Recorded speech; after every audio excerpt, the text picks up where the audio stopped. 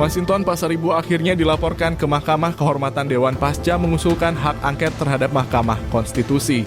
Anggota DPR RI fraksi PDIP itu dilaporkan anggota advokat LISAN Syahrizal Fahlevi Jumat 3 November 2023. Menurut Syahrizal, MK adalah lembaga penjaga konstitusi sehingga tidak bisa menjadi objek hak angket. Sikap Masinton pun dianggap melecehkan MK. Usulan tersebut merupakan pelecehan terhadap MK yang mana sebagian lembaga yudikatif yang independen, kata Syahrizal di lokasi. Dijelaskan dalam UU nomor 13 tahun 2019 tentang MPR bagi DPR bagi DPD atau UU MD3. MD3 pasal 79 ayat 3 hak angket digunakan untuk penyelidikan terhadap pelaksanaan atau kebijakan pemerintah yang berkaitan dengan hal strategis atau yang berdampak luas pada masyarakat. Selain itu, Syahrizal menegaskan keputusan MK adalah bersifat final dan mengikat, sehingga bebas dari segala bentuk intervensi apapun.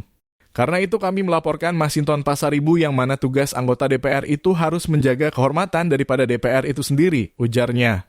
Adapun usulan hak angket terhadap MK disampaikan Masinton dalam rapat paripurna di Kompleks Parlemen, Senayan, Jakarta, Selasa 30 Oktober 2023. Masinton menilai terjadi tragedi konstitusi setelah putusan MK nomor 90/UU-21/2023 terkait batas usia Capres dan Cawapres.